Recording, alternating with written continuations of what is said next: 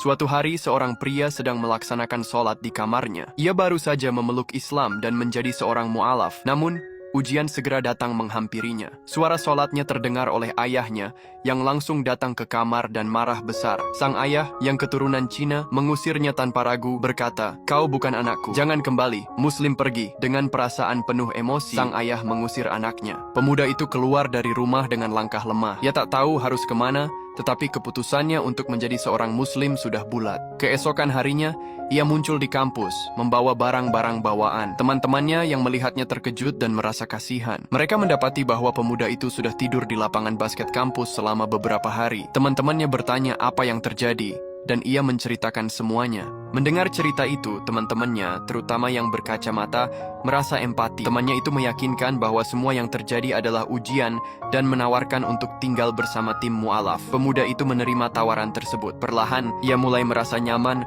dan 2 bulan pun berlalu begitu saja. Sementara itu, sang ayah menemukan Al-Quran milik anaknya. Rasa penasaran membuatnya membuka dan membaca isinya. Saat menjelang berbuka puasa, si mu'alaf terlihat murung. Ia teringat pada ayahnya yang telah 2 bulan berpisah darinya. Teman-temannya menyarankan agar ia berdoa, karena waktu berbuka adalah waktu yang baik untuk berdoa. Dengan penuh harapan, ia berdoa untuk ayahnya, memohon agar ada jalan keluar untuk masalah mereka, dan agar ayahnya diberikan petunjuk. Temannya lalu menyarankan agar ia menelepon ayahnya. Ia pun segera melakukannya, namun sayang, sang ayah ragu untuk mengangkat telepon anaknya dan menutupnya. Si pemuda pun melanjutkan berbuka puasa bersama temannya, dan tak lama setelah itu mereka sholat. Di sisi lain, sang ayah mulai merasa bersalah dan akhirnya menelpon kembali. Namun, saat itu si anak sedang sholat dan tak dapat mengangkat telepon. Sang ayah meninggalkan pesan penting yang menyuruh anaknya pulang. Setelah selesai sholat, si pemuda membuka pesan tersebut. Keesokan harinya, ia memutuskan untuk pulang ke rumah. Allah membuka jalan baginya, melembutkan hati sang ayah, dan mempertemukan kembali keduanya dalam rahmatnya di bulan Ramadan yang penuh berkah.